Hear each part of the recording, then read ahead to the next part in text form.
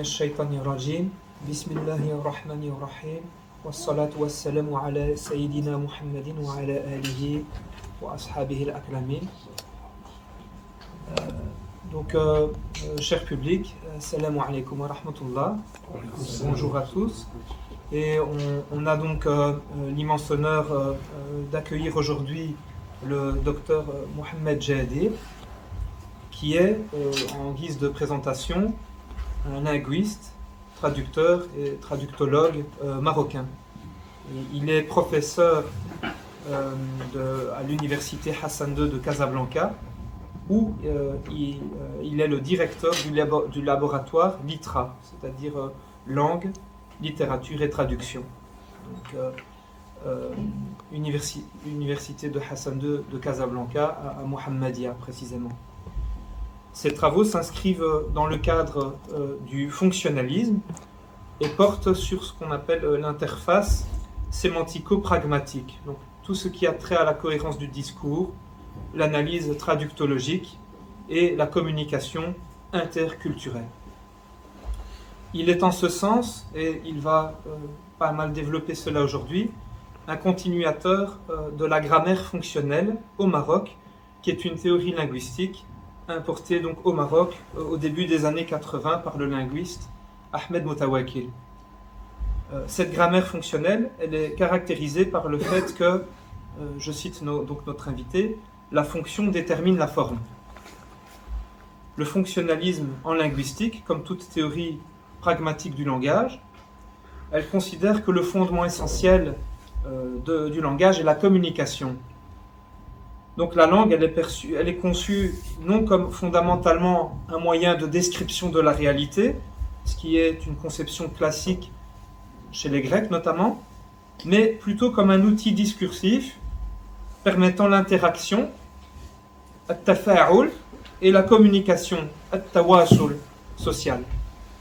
Et à ce titre, cette conception communicationnelle du langage était bien connue dans la tradition linguistique arabe classique, lorsque Ibn Jinni a défini la langue comme un ensemble de sons prononcés par un peuple, qawm, pour exprimer ses intentions, ses objectifs, ses visées. Donc, chez notamment les principiologues du droit musulmans, notamment, était opérée une distinction entre l'énoncé constatatif, al-jumlatul khabariya, et l'énoncé performatif, al-jumlatul insha'iyya. Donc cette distinction, par ailleurs, elle n'a été théorisée dans la linguistique moderne occidentale qu'au siècle passé dans l'œuvre de Austin, Quand dire c'est faire. On voit bien qu'il y a une antériorité de cette conception du langage, même dans la tradition arabe classique. Et donc notre invité est l'auteur de nombreuses publications ayant pour objet la traduction. Donc il y a un livre qui s'appelle Fi Mumarasati Tarjama notamment, la traductologie et la grammaire fonctionnelle. Il est à notre connaissance le premier acteur de la grammaire fonctionnelle à avoir pratiqué cette théorie sur une œuvre littéraire entière, dont est le livre suivant en orange. Il est également à la direction de plusieurs publications, notamment cet ouvrage vert, Linguistique et discours. Et aujourd'hui, notre professeur va notamment présenter une nouvelle parution, donc le livre ici, qui a pour titre Marqueurs du discours et cohérence du discours, étude de linguistique textuelle, notamment. Il fera précéder cette présentation d'une conférence à la grammaire, traitant de la grammaire fonctionnelle, et notamment aussi l'apport majeur de Ahmed Moutawakil. Donc ces données seront exposées notamment, et donc on peut s'attendre à une présentation très riche sur le plan de tout ce qui a trait à la linguistique notamment. Donc sans plus attendre, je vais, après cette longue présentation, céder la parole à notre invité. Je vous remercie. Vous remercie infiniment pour cette occasion que vous m'avez offerte et pour l'accueil très chaleureux de l'Académie et de ses représentants. C'est Ali qui est devant nous, M. Greg, qui m'a honoré d'un accueil très chaleureux pendant mon court séjour ici, et tout l'auditoire ici présent qui a suscité un intérêt pour mon travail que je vais présenter. J'espère être à la hauteur des attentes. Le travail ou la conférence s'intitule Paradigme fonctionnel, c'est-à-dire je vais parler du paradigme fonctionnel avec une présentation de l'ouvrage que Greg va venir d'en rappeler,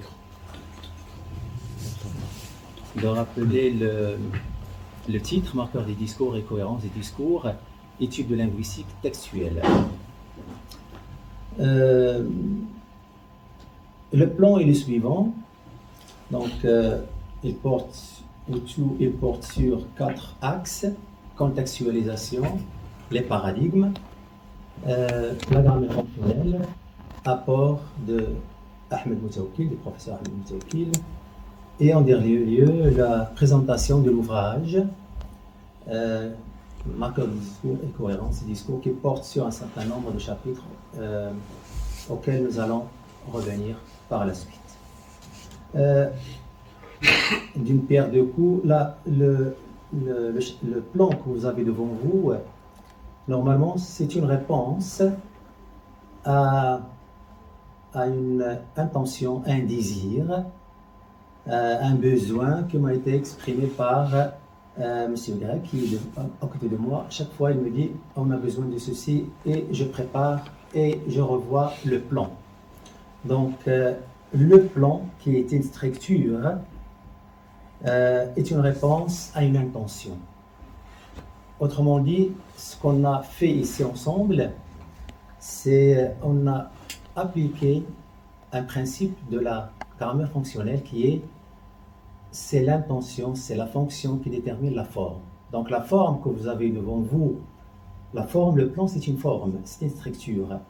Elle est une réponse à une intention. Donc c'est l'intention, le qasd, le maqsid, ou le gharat tawasuli, comme disent les Arabes anciens, les grammairiens des Arabes anciens.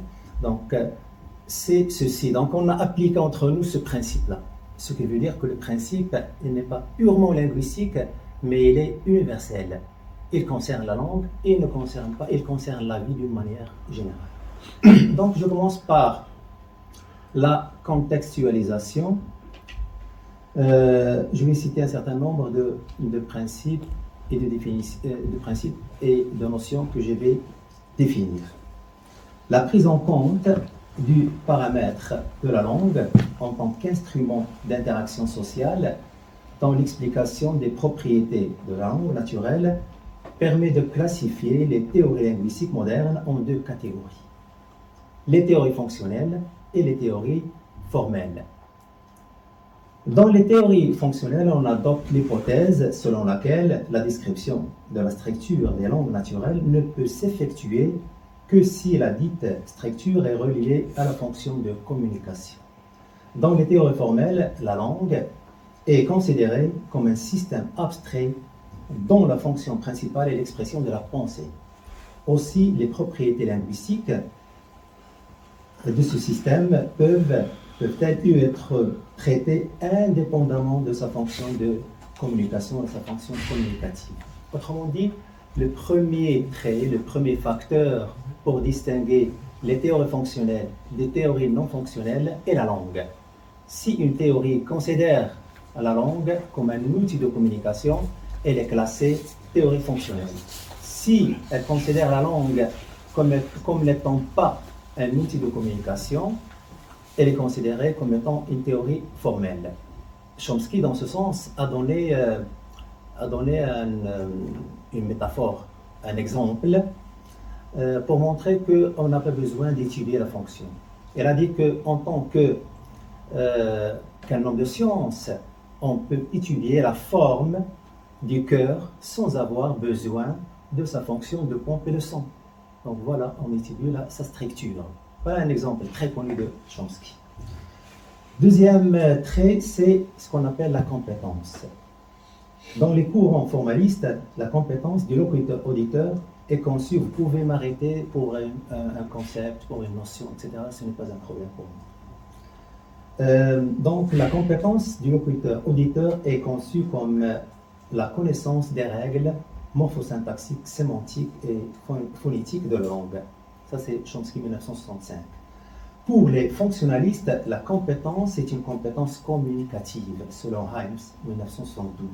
En ce sens que la capacité linguistique du sujet parlant, des locuteurs, comprend non seulement la possibilité de construire et d'interpréter des expressions linguistiques, mais aussi la possibilité d'employer, c'est ça ce qui est essentiel pour les fonctionnalistes, c'est l'usage de la langue dans une situation de communication. Donc les possibilités d'employer ces expressions conformément aux conventions de l'interaction verbale prévalant dans une communauté linguistique. Certains linguistes, dont Mousseoukil également, 1989, remettent en question la dichotomie théorie fonctionnelle, théorie formelle, et proposent de lui substituer la dichotomie théorie fonctionnelle, théorie non fonctionnelle. Du moment que, pour eux, toutes les théories sont formelles, puisqu'elles mettent en œuvre ce qu'on appelle les mécanismes logico-mathématiques dans la formalisation des propriétés linguistiques. Toutes les théories formalisent la langue. Donc on ne peut pas dire que cette langue, cette théorie, elle est formelle et l'autre, elle n'est pas formelle. Elle est tout simplement fonctionnelle. Toutes les théories sont formelles. Il y a donc des théories qui sont fonctionnelles, du moment qu'elles considèrent la langue comme ayant pour fonction la communication, et d'autres qui sont formelles mais non fonctionnelles. Voilà la distinction qu'il faut établir entre les deux. Ces propriétés sont prises en charge dans les théories non fonctionnelles à travers l'adoption de l'hypothèse de l'autonomie de la syntaxe. Cette hypothèse-là, c'est le socle de la théorie générative. C'est l'autonomie de la syntaxe par rapport aux autres composantes, par rapport à la sémantique et à la pragmatique. Je vais y revenir. La pragmatique est considérée par Chomsky comme étant un système de croyances qui sont conçues, c'est-à-dire ces composantes, la sémantique et la pragmatique, sont conçues comme des composantes interprétatives. Dans les théories fonctionnelles, le traitement de la langue s'effectue dans le cadre d'une interaction entre les différents composants de l'organisation linguistique, de la manière suivante. La pragmatique est un composant englobant au sein duquel doit être traité aussi bien la sémantique que la syntaxe. Je peux donner des exemples qui sont très simples pour montrer la différence entre les théories. Si par exemple, pour Chomsky, une phrase est grammaticale, الجملة نحوية, الجملة صحيحة. Donc la phrase est grammaticale si elle respecte tout simplement l'ordre canonique d'une langue. En français, par exemple, si on respecte l'ordre sujet, verbe, complément, ou en arabe fi'l, fa'il, maf'oul, الجملة فعلية, donc déjà la phrase est correcte. Je dis par exemple, Jean regarde la télévision. Sujet, verbe, complément, la phrase pour Chomsky, elle est correcte. Mais il y a un autre courant des fonctionnalistes, des générativistes qui sont sémanticiens. Pour eux, la composante principale, et ce n'est pas la composante syntaxique, c'est la composante sémantique. Parce que pour eux, il ne suffit pas tout simplement de respecter la syntaxe de la phrase, c'est-à-dire l'agencement, c'est-à-dire l'ordre des constituants, sujet, verbe, complément. Ceci n'est pas suffisant pour eux parce qu'on peut respecter l'ordre canonique d'une phrase, sujet, verbe, complément, mais la phrase n'est pas correcte, la phrase n'est pas grammaticale, elle est agrammaticale. Par exemple, Jean regarde la télévision, elle est correcte, mais pour eux, on peut dire la télévision regarde Jean. Donc on a respecté l'ordre. On a un nom, un verbe et un nom, un sujet, un verbe et un complément, mais la phrase n'est pas correcte. On peut même citer l'exemple très connu de Chomsky. Il donne un exemple qui est syntaxiquement correct, mais sémantiquement, il n'est pas correct. La phrase, elle est jolie, mais elle n'est pas correcte. D'incolores idées vertes dorment furieusement. D'incolores idées vertes dorment furieusement. D'incolores idées vertes. Les idées sont vertes, mais elles n'ont pas de couleur. Déjà une contradiction. Elles dorment, les idées ne dorment pas. Et dorment comment? Furieusement. Donc déjà une phrase qui est syntaxiquement correcte, la structure elle est respectée en français, mais il n'y a pas de sens. On parle de phrase asémantique. Donc voilà, c'est la deuxième théorie. La troisième, c'est la pragmatique. Pour les pragmaticiens, il ne suffit pas que la phrase soit correcte syntaxiquement ou sémantiquement, mais pragmatiquement correcte. Pragmatiquement correcte, c'est respecter d'autres paramètres. Je peux donner un exemple simple. Puisque on vient de quitter le Ramadan, ou bien c'est lui qui vient de nous quitter. Donc on peut dire, pendant le Ramadan, par exemple, les musulmans mangent très bien, ou bien prennent un très bon repas à midi. Pour ceux qui ne connaissent pas la culture musulmane, ils vont considérer la phrase comme étant correcte, parce qu'elle est syntaxiquement correcte, sémantiquement correcte, elle est parfaite. Mais bien qu'elle soit syntaxiquement et sémantiquement correcte, elle viole, elle transgresse une composante culturelle. La composante culturelle prime. Donc c'est la pragmatique qui prime. Il y a donc une hiérarchie entre les niveaux. Le niveau, ou bien le niveau pragmatique en premier lieu, le niveau sémantique et le niveau syntaxique. On doit donc respecter la pragmatique. Et la syntaxe n'est là que pour indiquer, que pour dépendre de ce que détermine ou co-détermine la pragmatique.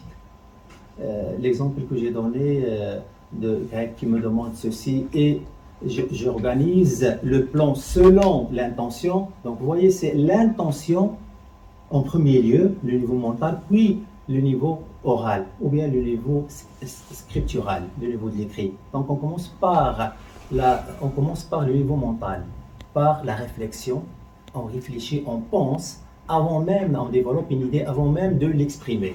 Donc toujours c'est le niveau pragmatique avant le niveau de l'expression linguistique. Du principe majeur dit principe de fonctionnalité selon lequel la fonction détermine la forme et que les non-fonctionnalistes adoptent l'hypothèse de la primauté de la syntaxe sur les autres niveaux d'analyse. Il est possible de typifier, c'est-à-dire de donner une typologie, une classification, de typifier leurs théories respectives comme suit. Le principe de fonctionnalité, donc, je peux même l'exprimer par certaines phrases, par quelques phrases simples. Quand je pose la question, qui écrit le journal, par exemple? La réponse, c'est Jean écrit le journal. On ne peut pas répondre autrement. Parce que le besoin de locuteur, son intention, c'est de demander une information nouvelle. Et le locuteur doit satisfaire ce besoin pour compléter le stock informationnel dont a besoin l'allocuteur, celui qui demande. Donc, si par exemple à la question qui écrit le journal, je réponds par c'est Jean qui écrit le journal ou bien celui qui écrit le journal est Jean. Les deux phrases que j'ai données sont des phrases syntaxiquement complexes. On les appelle les phrases clivées et pseudo-clivées en syntaxe. Ce sont des phrases clivées et pseudo-clivées, sont complexes. Les phrases sont correctes syntaxiquement, sont correctes sémantiquement, mais elles ne sont pas correctes pragmatiquement. Parce qu'elles ne répondent pas à l'intention communicative et au désir du locuteur qui demande une simple information qui a écrit, par exemple, le journal. La réponse devrait être simple, comme la question « Jean écrit le journal ». Mais quand on répond par des phrases clivées ou pseudo-clivées, dans ce cas-là, les phrases ne sont pas correctes.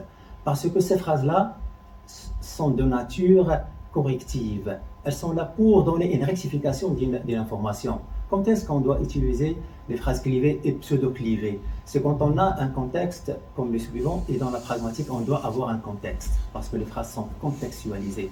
Par exemple, si quelqu'un me dit Paul a écrit le journal, donc et je sais très bien que Paul n'a pas écrit le journal, c'est Jean qui a écrit le journal, je réponds par celui qui a écrit le journal est Jean. c'est Jean qui a écrit le journal. C'est dans ce contexte-là de correction que je dois utiliser ces phrases-là, et non pas dans un contexte de réponse à la demande d'une information nouvelle. Voilà donc la différence. Et voilà comment on met en œuvre le principe de fonctionnalité. Je reviens maintenant à ce que j'ai dit, donc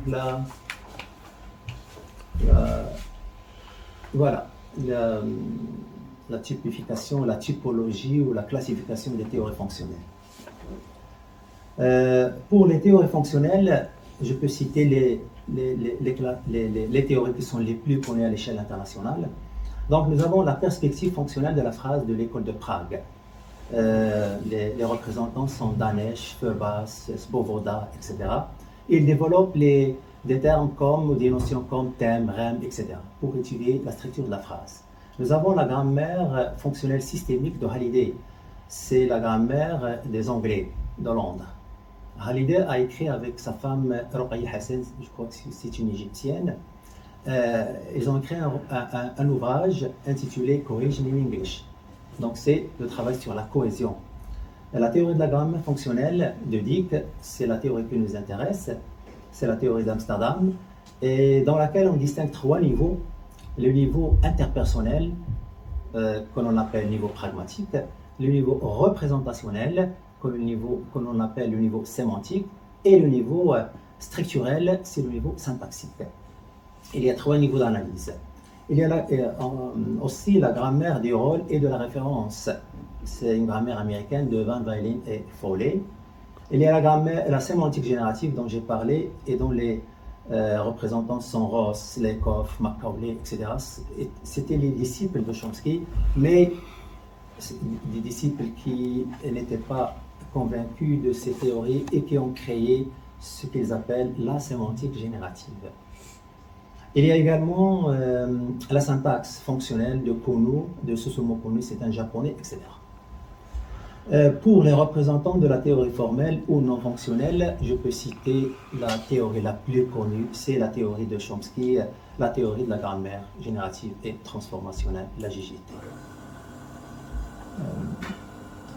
Voilà donc le fonctionnalisme ainsi défini, c'est la fonction qui détermine la forme, semble une étiquette unificatrice dans la mesure où toutes ces théories-là, qui sont fonctionnelles, ont des niveaux d'analyse qui sont d'après les appellations, sont différentes. Des différences notationnelles, mais en principe, elles sont réunies par un principe général qui est le principe de fonctionnalité qui stipule que c'est la fonction qui détermine la forme. C'est pourquoi le fonctionnalisme est considéré comme une étiquette unificatrice. Il y a un troisième point pour dissocier ou pour distinguer les théories fonctionnelles des théories non fonctionnelles, c'est phrase-discours. Les non fonctionnels, c'est-à-dire les formalistes, optent pour la phrase en tant qu'objet d'analyse. Ils travaillent sur ce qu'ils appellent la phrase décontextualisée hors de contexte. C'est par opposition à ce qu'on appelle l'énoncé. Quand on dit énoncé, c'est différent de ce qu'on appelle phrase, parce que l'énoncé, c'est la phrase, mais dans le contexte. On l'appelle l'énoncé utterance, c'est l'énoncé. Mais la phrase, elle est décontextualisée parce que pour les non-fonctionnalistes ou pour les formalistes, l'objectif, ce n'est pas d'étudier la fonction, mais l'objectif, c'est d'étudier l'agencement ou l'ordre de ce qu'on appelle l'ordre des constituants de la phrase, sujet, verbe, complément. Donc, si je veux enseigner tout simplement le verbe, le sujet, le complément, etc., donc je peux prendre une phrase décontextualisée et c'est suffisant. Donc, la phrase est entendue comme étant un objet formel isolé de ses attaches contextuelles. Pour les théories fonctionnelles et pour la grammaire fonctionnelle, le discours, il opte pour le discours. Discours, aussi bien dans sa dimension phrasique que dans sa dimension transphrasique, c'est-à-dire contextuelle, qui dépasse le niveau de la phrase, et se trouve relégué à d'autres aires d'investigation annexes ou connexes, telles que l'analyse du discours et la linguistique textuelle, qui s'intéresse également au discours. Je passe maintenant au second point qui m'a été demandé par Greg, c'est la grammaire fonctionnelle, la théorie de la grammaire. Un rappel de la grammaire, du développement de cette théorie, brièvement. La grammaire fonctionnelle s'est instaurée dès le début comme une théorie du discours. Bien qu'elle se soit astreinte dans ses premiers modèles pour des raisons programmatiques à l'unité minimale du discours, l'expression linguistique. On a commencé également en grammaire fonctionnelle par étudier la phrase pour passer à un niveau supérieur. Effectivement, depuis sa création, la grammaire fonctionnelle a toujours été conçue en tant que grammaire du discours. Pour Dick, 1968, c'est le premier ouvrage édité par Dick. Il porte sur la coordination, c'est sa thèse d'état, sur la coordination en 68. Donc 68, ça veut dire il y a les prémices de la grammaire fonctionnelle. Et en 68, c'est déjà le début de Chomsky également. Chomsky a écrit son premier ouvrage en 1957 qui s'intitule Structure syntaxique. Là où il ne reconnaît pas la sémantique, il reconnaît tout simplement la syntaxe. Par la suite, dans les autres théories, la théorie standard étendue, standard étendue révisée, etc., qu'il va reconnaître la sémantique, mais d'une manière secondaire. Il reste toujours secondaire pour lui la sémantique. Donc en 1968, Dick, page 66, pour lui, la description en termes de grammaire fonctionnelle ne doit pas être limitée au niveau phrasique. De même, dans l'esquisse de la grammaire fonctionnelle, nous lisons, et maintenant c'est pris dans Dick 1978, c'est le premier ouvrage, le premier modèle de Dick. L'ouvrage s'intitule Functional Grammar. Il est édité en Hollande, dans l'édition Nord-Hollande. Page 5, nous lisons, la grammaire fonctionnelle n'est pas restreinte à la description de la structure des phrases. Avec l'apparition de Dick 1989, maintenant, c'est une autre étape très intéressante dans l'évolution de la grammaire. À ce niveau-là, Dick prévoit les trois niveaux d'analyse, le niveau interpersonnel, c'est-à-dire la pragmatique, et le niveau représentationnel, c'est la sémantique, et le niveau structurel, c'est la syntaxe. Voilà les trois niveaux. Et il prévoit également la phrase comme étant une structure hiérarchique. Donc le modèle, c'est un modèle hiérarchique qui considère la phrase comme constituée de strates. Il est l'idée de la stratification de la clause. La clause, c'est-à-dire la phrase. De la stratification de la clause. Donc la phrase, on la voit, elle est linéaire, mais pour les théoriciens de la grammaire fonctionnelle, elle comprend un certain nombre de strates. Je vais y revenir par la suite. Donc, avec l'apparition de 1989, Dick 1989, les fonctions pragmatiques intraglossales, c'est-à-dire qui font partie de la phrase, comme par exemple, je prends l'exemple ordinaire, Jean lit par exemple le journal, Jean et journal font partie de la phrase. Par contre, Jean, virgule, je l'ai rencontré, ils sont disloqués de la phrase, ils ne font pas partie de la phrase. Ou bien Jean, je l'ai rencontré, virgule, Jean, ils sont disloqués. Ces fonctions-là, on les appelle des fonctions extraglossales. Le thème est la queue. Donc, ces fonctions pragmatiques ont été redéfinies dans une perspective discursive. Leur subdivision en plusieurs sous-types favorise l'approche de la structure informationnelle à un plan supérieur. Dans le premier chapitre intitulé Towards a Functional Grammar of Discourse du second volume de Theory of Functional Grammar, Dick 1997, maintenant c'est le dernier ouvrage avant la mort de Dick. L'ouvrage c'est de Theory of Functional Grammar, là où il va développer l'esquisse d'une grammaire fonctionnelle du discours, où il va dépasser la phrase. Donc, Dick, 1997, trace les grandes lignes d'une grammaire fonctionnelle du discours où la grammaire fonctionnelle, dans sa version standard, constitue une partie intégrante. Il explique sa tendance, et ça c'est intéressant pour les fonctionnalistes, il explique sa tendance à élaborer une grammaire du discours par le fait que les gens communiquent au moyen de structures plus larges et plus complexes que de simples phrases isolées. Donc, dans nos interactions verbales, on utilise des discours et non pas des phrases. C'est pourquoi il faut s'intéresser à ces phrases-là. Et le discours a ses propres lois qui sont différentes des règles qui gèrent les phrases. Maintenant, je passe à un autre point. Et le plan, il m'a été proposé par M. Bell, mais il est cohérent. Je vois la cohérence du générique ou spécifique. Donc, l'apport de Ahmed Moutaoukil dans Linguistique et discours, l'ouvrage que vous avez devant vous, le vert, description, typologie et théorisation. Cet ouvrage-là se propose de réaliser deux objectifs.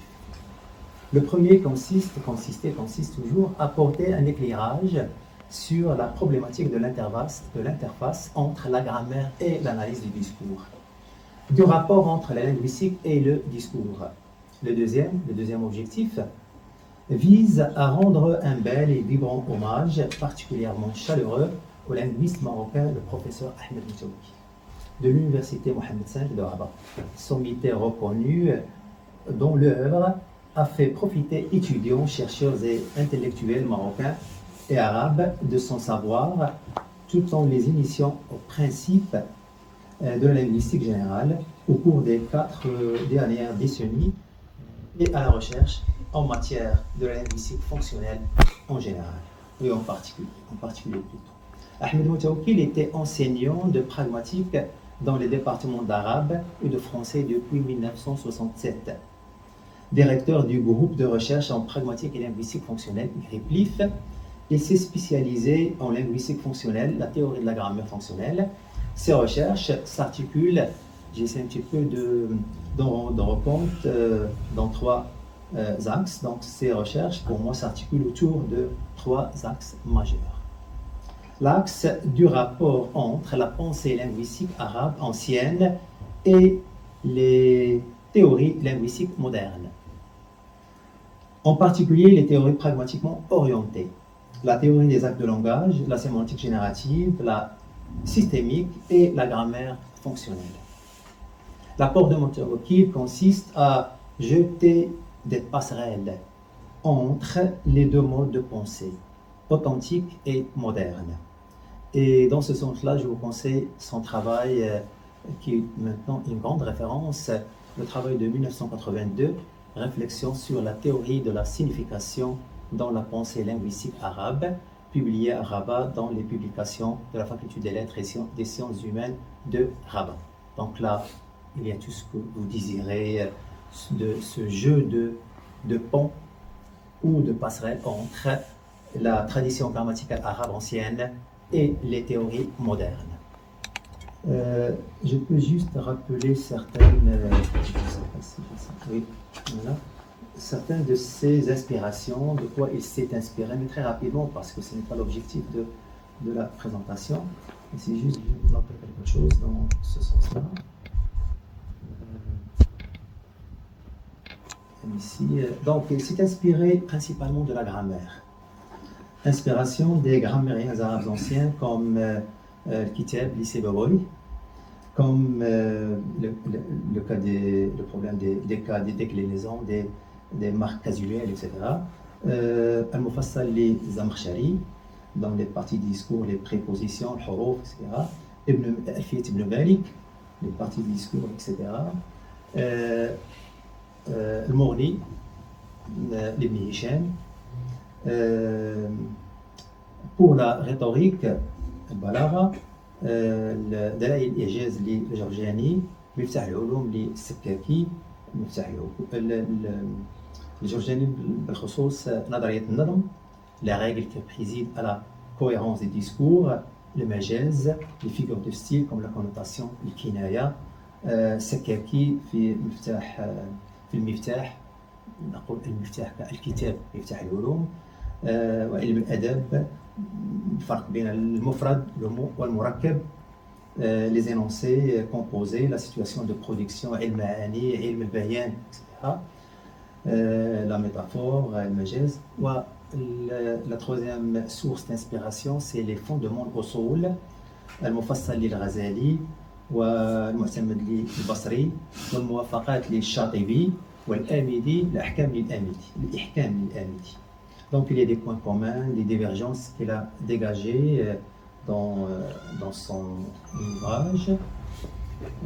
Et voilà, il y a en dernier lieu, la dernière source d'inspiration pour lui, c'est l'exégèse. C'est tafsir, tafsir al-Kabir al-Razi, wal-Kashaf al-Zamakhshari, wa Jami' al-Bayan al-Tabari. Donc c'est les grandes sources d'inspiration. L'établissement d'une grammaire fonctionnelle, maintenant c'est une deuxième étape de la théorisation. L'axe de l'établissement d'une grammaire fonctionnelle de la langue arabe à travers la description, l'explication. Ici, on remarque qu'on ne parle plus de l'explication, de la description, mais de l'explication. Dans à une certaine période, la linguistique, principalement structuraliste, s'intéresse à la description des expressions linguistiques. On décrit, c'est-à-dire, autrement dit, on répond à la question comment. Comment est la phrase? Comment est le discours? Donc on décrit. Par la suite, principalement avec Chomsky, on commence à s'intéresser à l'explication. On répond à la question pourquoi. Donc on passe du comment au pourquoi. C'est l'explication. Donc c'est une étape très importante dans le processus de la théorisation en linguistique. Donc, à travers la description et l'explication d'un bon nombre de phénomènes de cette langue et ses dérivés dialectaux, dans le cadre de la théorie de la grammaire fonctionnelle. En témoignent ces multiples ouvrages écrits en arabe qui ont porté sur plusieurs aspects de cette langue, tels que les aspects syntaxiques, sémantiques, pragmatiques, lexicaux et discursifs. Je rappelle ici certains de ces ouvrages, bien sûr. Certains vous le connaissez, mais c'est juste pour rappel. الوظائف التداولية في اللغة العربية 1985 1985 les fonctions pragmatiques en arabe. دراسات في نحو اللغة العربية الوظيفي 1986 donc études en grammaire fonctionnelle de l'arabe. من البنية الحملية إلى البنية المكونية الوظيفة المفعول في اللغة العربية. Donc de la structure prédicative à la structure en constituant la fonction d'objet en arabe, en langue arabe. Qadaya Mu'jamiyya en 1989, c'est المحمولات الفعلية المشتقة في اللغة العربية. Donc question de lexique, règles de formation de prédicats dérivés en arabe, langue arabe. الجملة المركبة, phrase complexe. 1988 اللسانيات الوظيفية مدخل نظري donc la linguistique fonctionnelle une introduction théorique 1989 آفاق جديدة في نظرية النحو الوظيفي 1993 donc nouvelle tendance ou perspective ou horizon en grammaire fonctionnelle. قضايا اللغة العربية في اللسانيات الوظيفية donc question de langue arabe en linguistique fonctionnelle. بنية الخطاب من الجملة إلى النص, donc la structure des discours de la phrase au texte.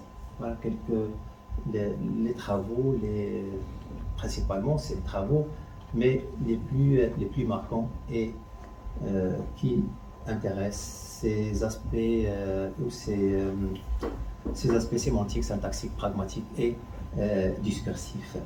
Le troisième axe concerne l'axe de la contribution au développement de la théorie fonctionnelle et de l'opérationnalisation optimale de cette théorie. Un tel objectif se réalise d'une part par l'application de la même théorie parce que si on change de théorie, il n'y a plus de cohérence. Il faut garder la même théorie dans l'analyse. De la même théorie fonctionnelle à d'autres codes sémiotiques, picturaux, mimiques, musicaux, etc. Donc on cherche la grammaire fonctionnelle de ces secteurs. Et d'autre part, par sa mise à contribution dans des secteurs socio-économiques vitaux sollicitant le langage, la communication, la didactique des langues, la traduction, les pathologies langagières, etc. Je donne quelques exemples parce que là, il a commencé ce troisième axe dans la fin de sa carrière à la fac.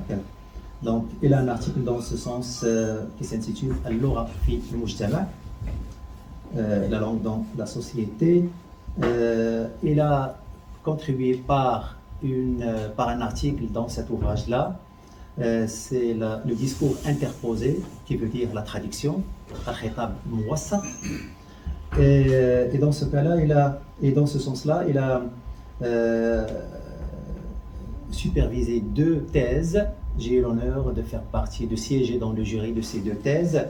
Celui de Jamal Amjad, c'est un musicologue qui a préparé une thèse qui s'intitule Pragmatique et prosodie dans les dialogues pragmatiques et prosodie. Vous voyez, donc la prosodie, la musique, pragmatique et prosodie. Il a travaillé sur les chansons de Farid Al-Atrash. Donc pragmatique et prosodie dans les dialogues chantés, c'est une thèse de doctorat. C'est devenu à Rabat. Il y a également une thèse de Hafida Mdersi, structure archétype du discours et didactique de la narrativité verbale et filmique. Donc voilà la grammaire fonctionnelle qui s'applique au film, qui s'applique au cinéma, etc., à la narrative, à la didactique, etc. Voilà, ce sont des exemples. Lachlan Mackenzie, John Lachlan Mackenzie, c'est un Anglais qui il préfère qu'il soit appelé écossais, parce que quand on dit c'est un Anglais, il dit britannique ou bien écossais, donc il précise, pour des raisons bien sûr connues.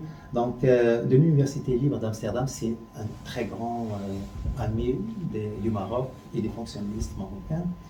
Donc de l'Université libre d'Amsterdam, constate que Mutawakkil s'est toujours efforcé de concilier la pensée des anciens grammairiens arabes avec les idées modernes avancées par les groupes de chercheurs en grammaire fonctionnelle qui se sont formés aux Pays-Bas et grâce à sa direction avisée dans les pays arabophones. Voilà donc brièvement ce que je pourrais dire dans ce contexte-là à propos du patrimoine du professeur Ahmed Mutawakkil. Je passe au 4e axe, c'est la présentation c'est-à-dire le 4e axe dans la conférence, c'est la présentation de l'ouvrage. Voilà, c'est l'ouvrage Marqueur des discours et cohérence des discours, études de linguistique textuelle. L'ouvrage Marqueur des discours et cohérence des discours, études de linguistique textuelle, vient de paraître en 2024 chez la maison d'édition Bourg-Gaël Arabe. Il explore différentes perspectives de recherche et traite de nombreuses questions linguistiques d'une perspective fonctionnelle discursive. L'objectif de l'auteur, c'est-à-dire mon objectif, est double. Il consiste d'une part à vérifier dans quelle mesure certains phénomènes linguistiques tels que les marqueurs des discours, entre autres, contribuent à la création de la cohérence textuelle, et d'autre part à tester le degré d'adéquation de la théorie de la grammaire fonctionnelle à rendre compte, ça veut dire expliquer, décrire, expliquer, etc., à rendre compte de phénomènes transphrasiques dépassant le cadre de la phrase. Quand on adopte une théorie fonctionnelle, une théorie d'une manière générale, cela ne veut pas dire que la théorie est complète et finalisée, mais on pourrait, au prisme de l'application, de la questionner, peut-être de la critiquer, de la compléter, de l'enrichir, etc. C'est ça l'objectif, non pas la prendre telle qu'elle est. Voir dans quelle mesure elle est adéquate ou non.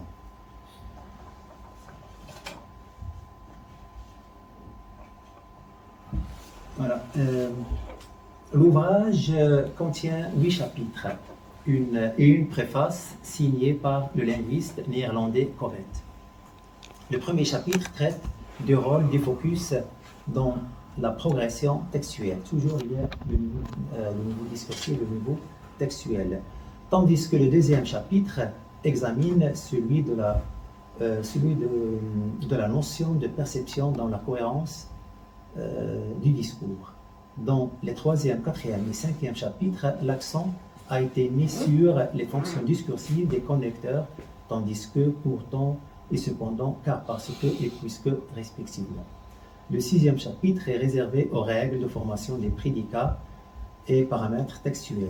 Et le septième chapitre a une évaluation et aux perspectives de la théorie de la grammaire fonctionnelle discursive. J'ai essayé dans ce chapitre-là de revoir la théorie depuis son début jusqu'à nos jours, d'évaluer les travaux de Dick, de Simon Dick, et les travaux des linguistes fonctionnalistes qui ont développé la théorie. Donc j'ai essayé un petit peu d'évaluer l'ensemble de ces travaux. L'article est publié dans une revue danoise, la revue Hermès, Journal of Linguistics.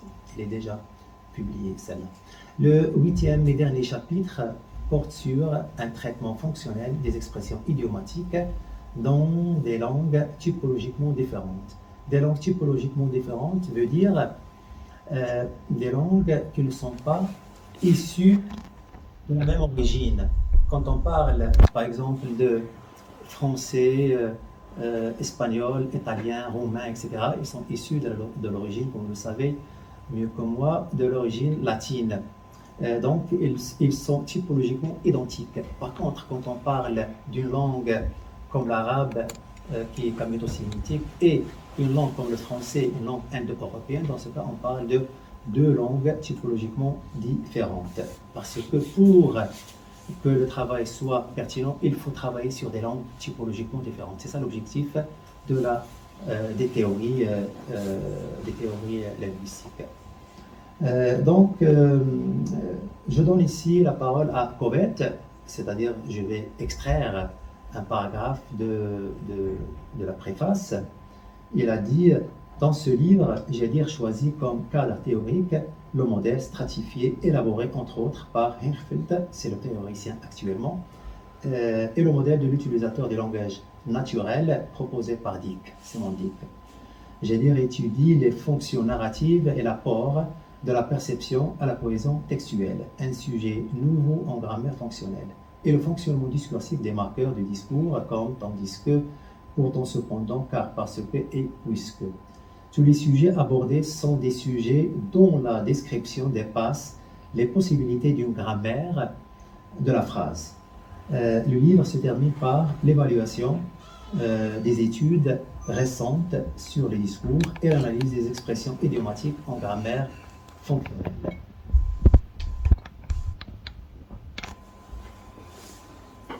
Il continue: les études réunies dans ce volume constituent une contribution intéressante à l'élaboration d'une grammaire fonctionnelle du discours et apportent des éléments empiriques importants à cette théorie. C'est le professeur Dr Covet de l'Université Groningen du Pays-Bas. Également, il y a un témoignage de Kees Hirschfeld, qui est le théoricien après Dick, après la mort de Dick, de l'Université d'Amsterdam. You are very productive and exploring new and important fields. Congratulations. Sincèrement, le témoignage de Hirschfeld j'ai beaucoup apprécié parce que c'est un grand théoricien et quand il juge, ça veut dire que le travail a une valeur. Donc il n'y a pas de complaisance avec lui. Maintenant, je passe à un peu de la pratique. Je vais aborder la fonction, j'ai dit que je vais y revenir, il y a la fonction de focus et progression textuelle. La typologie est déjà établie, mais mon apport c'est tester, examiner dans quelle mesure cette fonction contribue à la création de la cohérence textuelle. La typologie. Nous avons le focus comme fonction pragmatique qui se subdivise en focus de nouveau et focus de contraste. Ça, c'est la typologie de Dick. Le focus de nouveau Pour l'avoir, il y a deux méthodes, focus de requête et focus complétif. Donc, on doit poser la question pour avoir l'information nouvelle, ce focus de requête, et on doit compléter quand on est interrogé par un focus complétif. Donc, on doit compléter le stock informationnel d'un locuteur, d'un demandeur. Il y a de l'autre côté le focus de contraste. Le focus de contraste est subdivisé à son tour en focus parallèle et focus contre-présuppositionnel. Focus parallèle, c'est quand il y a un parallèle contrastif entre deux informations. Quand on dit par exemple j'ai rencontré Paul et Jean, Paul est gentil tandis que Jean est méchant, par exemple. C'est une phrase, c'est un exemple. Donc il y a ici un parallèle contrastif entre Jean et Paul, entre méchant et gentil. Le focus contre-présuppositionnel, comme l'indique son appellation, il y a une contre-présupposition contre une présupposition. Il y a une présupposition que l'information est correcte, mais il y a une contre-présupposition pour rectifier l'information, la présupposition en question. La rectification s'effectue de 4 manières. Soit par un remplacement, donc on remplace une information par une autre information, ou bien par une expansion, donc j'ajoute une autre information, j'étends l'information, ou bien par restriction, je réduis l'information, ou bien par sélection, je sélectionne l'information appropriée. Passons maintenant aux exemples. Donc, quand on veut avoir une information, on demande par exemple par le pronom qui a acheté ce livre, par exemple. C'est focus de requête qui porte sur celui qui a effectué l'état de choses de l'achat. Qui a acheté ce livre? Focus de requête. Et la réponse, c'est le focus complétif pour compléter l'information. Donc on fournit l'information à celui qui demande, c'est Paul. Donc Paul a acheté ce livre. On remarque que ici le focus porte sur le constituant, sur un élément de la phrase, sur une partie. C'est pourquoi on parle de interrogation partielle. Interrogation partielle, il porte sur une partie de la phrase et non pas sur la totalité. D'autre part, nous avons des questions, il y a une question qui porte sur la totalité de la phrase et dans ce cas, on parle de focus de phrase. Est-ce que Paul a acheté ce livre? Dans ce cas-là, nous avons des valeurs de vérité, soit oui, soit non. Oui, Paul a acheté le livre, ce livre, donc c'est le focus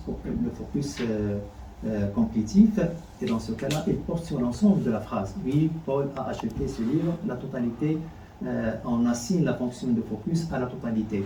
Non, Paul n'a pas acheté ce livre, donc on assigne à la totalité de la phrase le focus complétif. Passons maintenant au focus de contraste.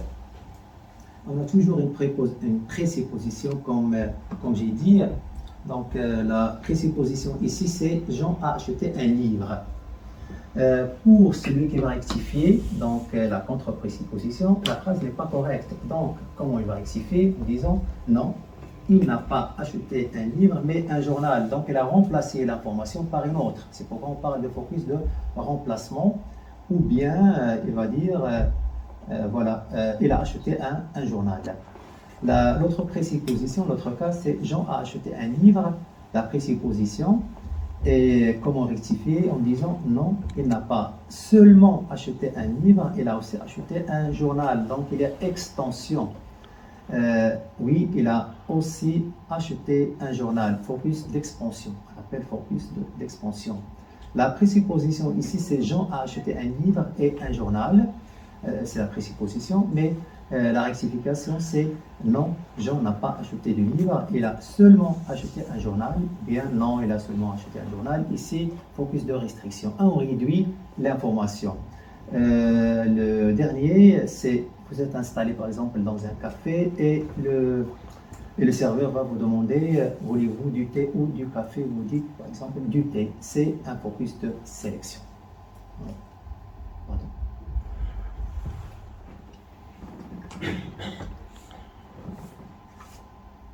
Passons maintenant à des exemples en arabe. ماذا قرأت البارحة. Donc le focus de nouveau ou le focus de requête بؤرة الطلب. Donc c'est ماذا قرأت البارحة. La réponse devrait être قرأت البارحة كتابا. كتابا c'est بؤرة, c'est le focus de nouveau, c'est بؤرة بؤرة جديد أو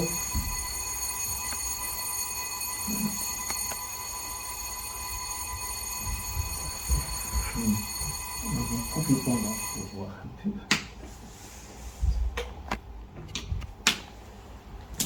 Donc قرأت البارحة كتابا. Donc كتابا c'est le focus de nouveau, c'est le focus complétif. بؤرة تمام أو بؤرة جديد، بؤرة تمام لأننا نتمم المعلومة المطلوبة. Mais il y a une autre façon de répondre, c'est كتابا قرأت البارحة. C'est une façon erronée de répondre. On ne peut pas répondre par كتابا قرأت البارحة لا مجلة. C'est comme les structures clivées et pseudo-clivées que j'ai données au début en ce qui concerne le français. C'est Jean qui a ou celui qui est. Donc on ne peut pas les utiliser dans ce contexte. La même chose. Ici, on ne peut pas dire, on ne peut pas répondre à ماذا قرأت البارحة ب كتابا قرأت البارحة. Parce que dans cette phrase-là, nous avons une rectification. On rectifie une information erronée. La rectification concerne une phrase telle que قرأت البارحة مجلة. Et donc, le locuteur va nous dire كتابا قرأت البارحة لا مجلة. Vous voyez, donc c'est une rectification. L'adjonction du morphème de négation là et du morphème bel, à la fin des phrases constitue un test de la présence du focus de contraste en arabe. Les focus de contraste se placent en début de phrase, comme ce qu'on a vu. شايا شرب خالد لا لبنا. Donc c'est une phrase corrective d'une phrase telle que شرب خالد لبنا. Et donc on doit rectifier en disant شايا شرب خالد لا لبنا. Mais si on dit شرب خالد شايا لا لبنا, c'est une phrase d'une grammaticalité douteuse. جملة لاحنة ومشكوك في أمر مقبوليتها. Donc شرب خالد شايا, parce que شايا ici c'est un focus de nouveau. C'est pour donner une information nouvelle, alors que ce qui est sollicité, c'est de rectifier une information. Voilà le respect du principe de fonctionnalité dont on a parlé et de contexte de la situation de communication. On peut répondre par ما شايا شرب خالد بل لبنا. L'arabe c'est très joli comme structure. ما شايا شرب خالد بل لبنا. Et on ne peut pas répondre par ما شرب خالد شايا بل لبنا, parce que ici c'est une phrase qui comporte un focus de nouveau.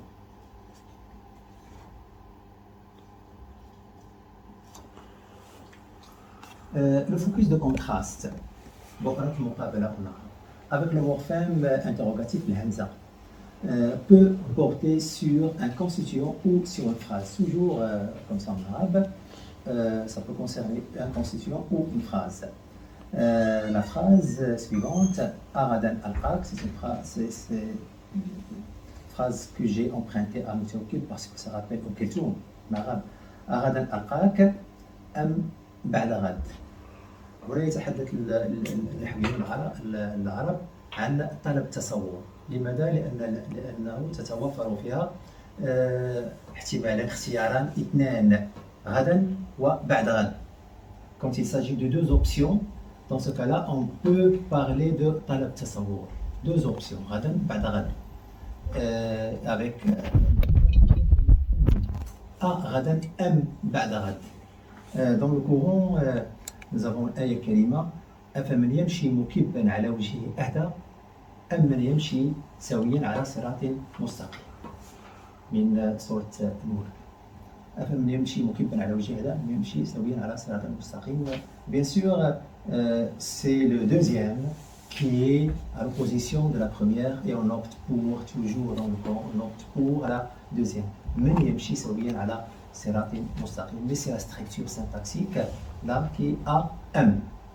Mais toujours, c'est un focus de contraste. Le deuxième qui est en contraste par rapport au premier. Là, nous avons le focus de constituant. Dans la première phrase, c'est Radan et Badrad. Et dans la phrase tirée du Coran, c'est Femen. Afemen, Ammen. Donc, ce sont les éléments sur lesquels porte le focus. Dans la deuxième phrase, la troisième, ici, le focus porte sur une phrase. أحضر الضيوف أم لم يحضروا. Donc, il porte sur une phrase. ينصب السؤال على الجملة برمتها. أحضر الضيوف أم لم يحضروا. حضر فعل والضيوف فاعل الفعل. أحضر الضيوف أم لم يحضروا. Dans les exemples qui suivent, nous avons des exemples tirés du Coran, ayat karimat, donc de Al-Waqi'a wal-Mulk, où ce sont des phrases qui sont riches parce qu'elles comportent aussi bien en même temps un focus de phrase et un focus de constituant. Donc,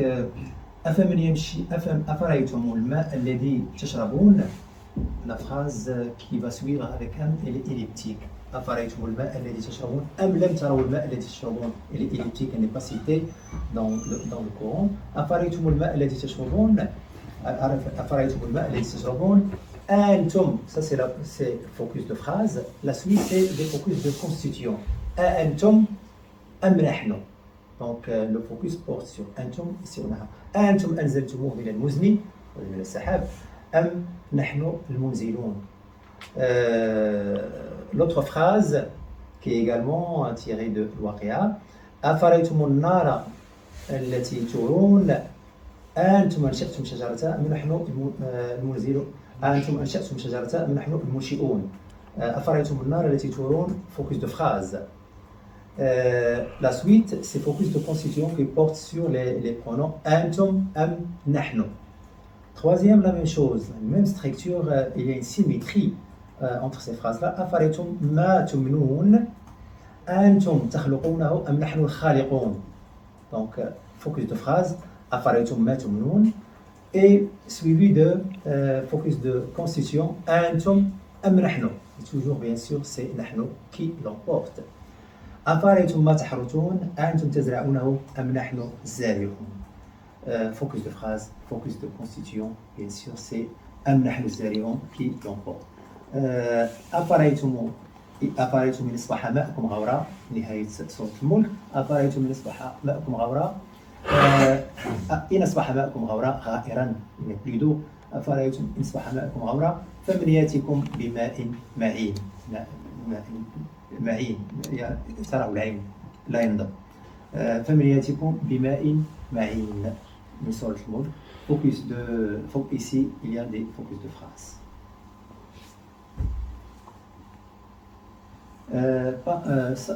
On parlait des focus de contraste. Maintenant on aborde le focus de nouveau, où l'on fournit une information nouvelle pour celui qui demande, pour le locuteur.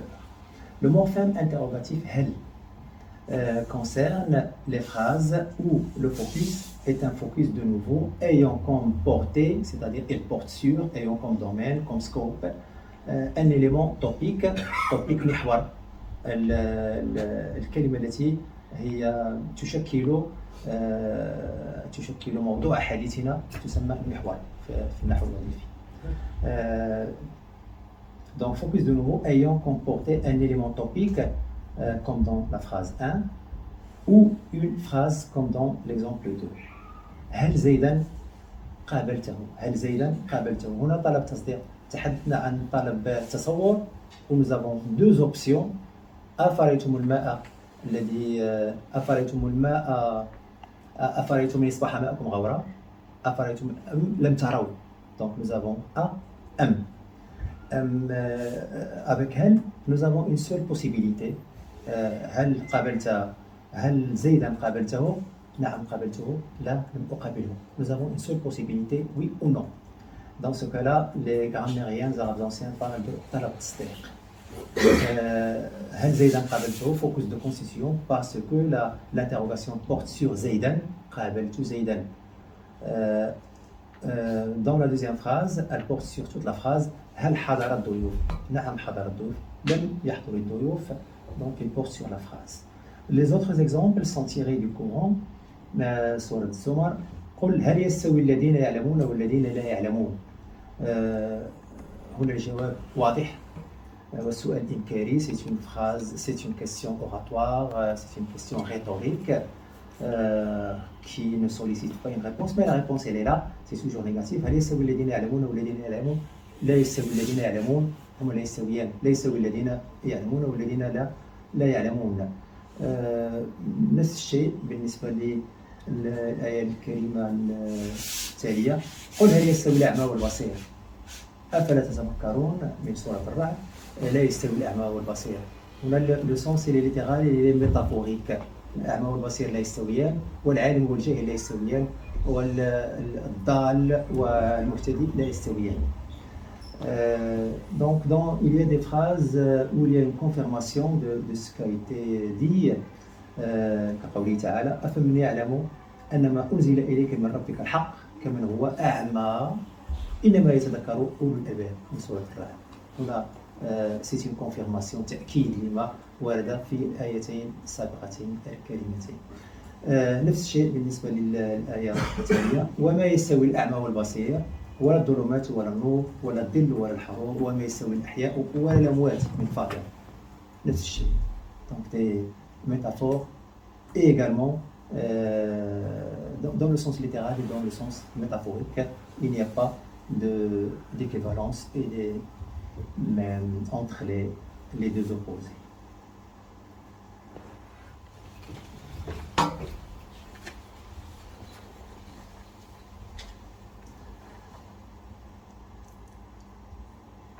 Ici, je voudrais juste rappeler qu'on a dit qu'avec le Hamza, nous avons toujours أم. بعد الهمزة هناك أم. هناك طلب تصور يعني هناك نحن بصدد اختيارين اثنين دائما. وحينما نقول بصدد هل هناك اختيار واحد. Il y a une seule possibilité avec هل. إلا أنني حينما كنت أطلع على القرآن الكريم لاحظت أن هناك استثناء لهذه القاعدة. والاستثناء دائما يؤكد القاعدة. L'exception ne fait que confirmer la règle toujours. وجدت قل هل يستوي الأعمى والبصير أم. قل هل مع أم. قل هل يستوي الأعمى والبصير أم هل تستوي الظلمات والنور أم. أيضا جعلوا لله شركاء خلقوا كخلقه فتشابه الخلق عليهم في سورة الرعد. هناك وردت هل مع أم وهذا استثناء هذا جيد. إلى أن الاستثناء ورد قبل القرآن في المعلقات السبع. هناك استثناء أيضا في قصيدة عنترة. قصيدة عنترة الشعراء القدماء كانوا يستهلون المعلقات بما يسمى بالبكاء على الأطلال حيث راحت الحبيبة فيعودون إلى المكان الذي هاجرته الحبيبة ويتباكون عن الأطلال بشعرهم الجميل. تلك قاعدة يتباكون عن هذه الأطلال ثم يخوضون في الغرض الذي يريدون أن يخوضوا فيه. بالنسبة لعنترة كان هناك استثناء كما هو استثناء بالنسبة للتركيب اللغوي الذي سأحدثكم عنه. كان استثناء أنه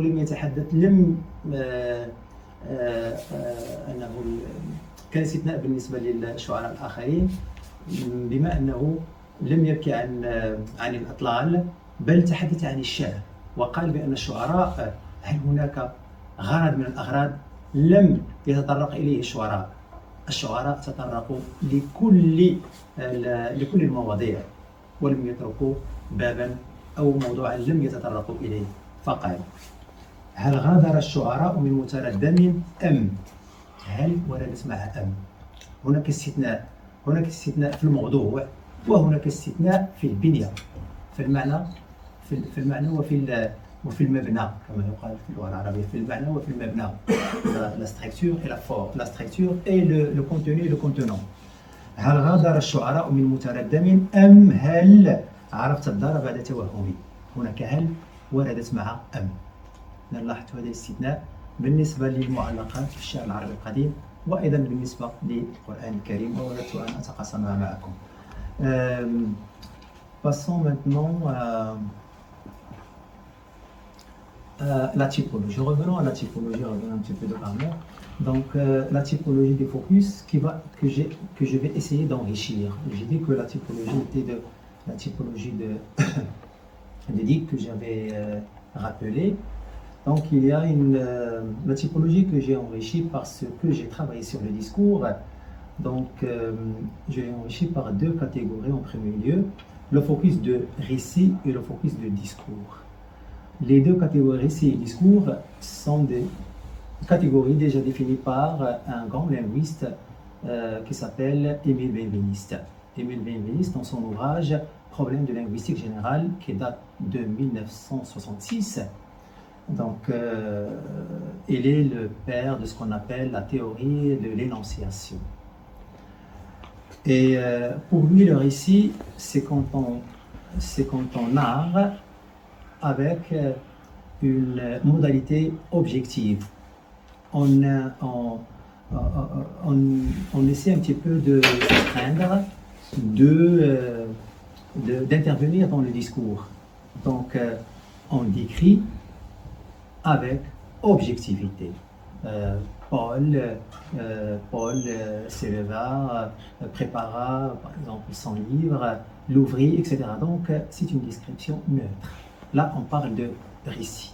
Mais il y a le discours. Le discours, c'est tout ce qui est subjectif. C'est la modalité subjective.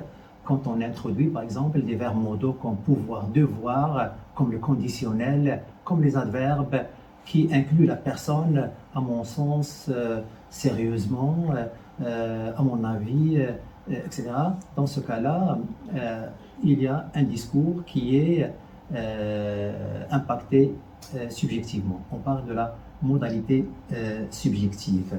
Et également, le discours comprend les dialogues.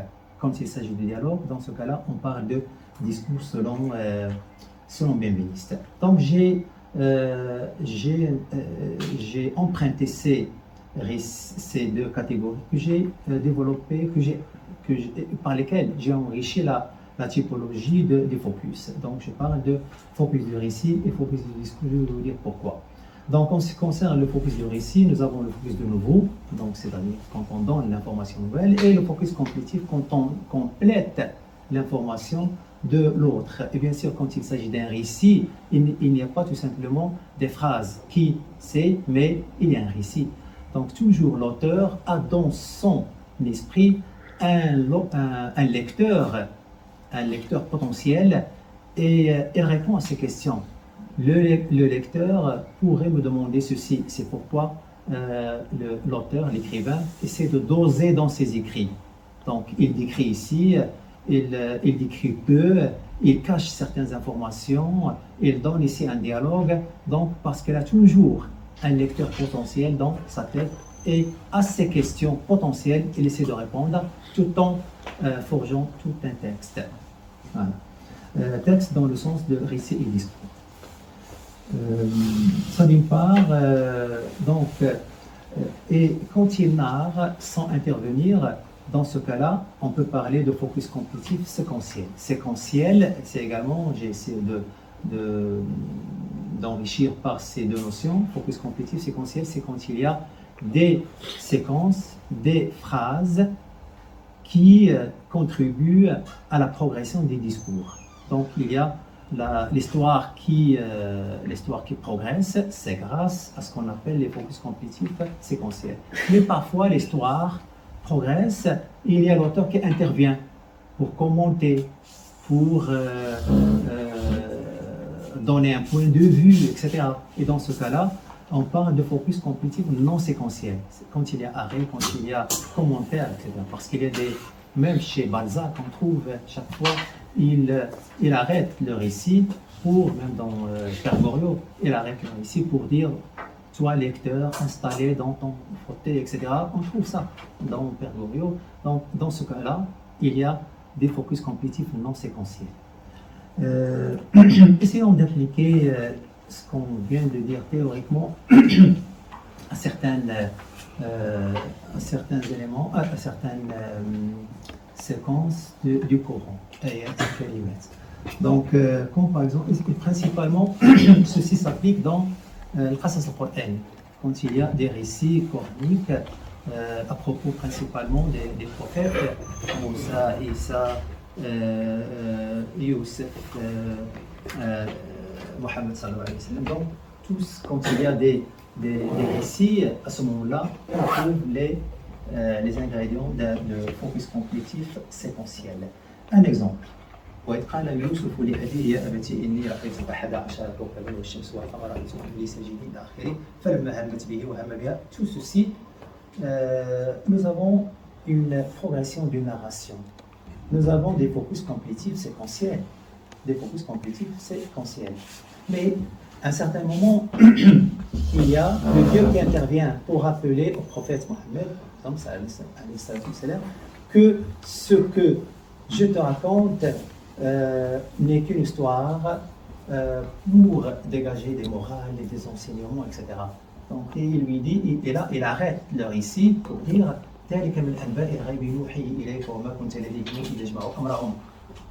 là un arrêt pour s'adresser directement au prophète. Il n'y a plus question du récit de l'histoire. ذلك من أنباء القرى نقصه عليك ذلك من أنباء الغيب يوحي إليك وما كنت لديهم إذ يلقون أقلامهم. Il y a un autre exemple. Balqis, quand elle est en union avec ses conseillers, à propos de Sulayman, elle a dit إن الملوك إذا دخلوا قرية أفسدوا فيها وجعلوا أعزة أهلها أذلاء. Et le Dieu qui intervient à ce moment-là pour confirmer en disant وكذلك يفعلون. Donc il y a une confirmation, il y a une rupture de la narration. Là, on bascule d'un focus complétif séquentiel, progression de la narration, vers une rupture de la narration pour ceux qui lisent un petit peu consciemment le texte coranique. Dans notre texte, à propos de Youssef, par exemple, فلما همت به وهم بها. S'il vous plaît, l'aya أذلة. C'est pas أذلة. أفسدوها وجعلوا أعزة أهلها أذلة. أذلة avec ça. Oui, Adil. Pour corriger après. Oui. Parce que dans le texte. Oui, c'est avec. Merci beaucoup. Donc, فلما همت به وهم بها. Donc, لولا أن رأى برهان ربه. Donc, ici, c'est l'intervention, تدخل الذات الإلهية pour arrêter cette progression-là. لولا أن رأى برهان ربه. شكرا.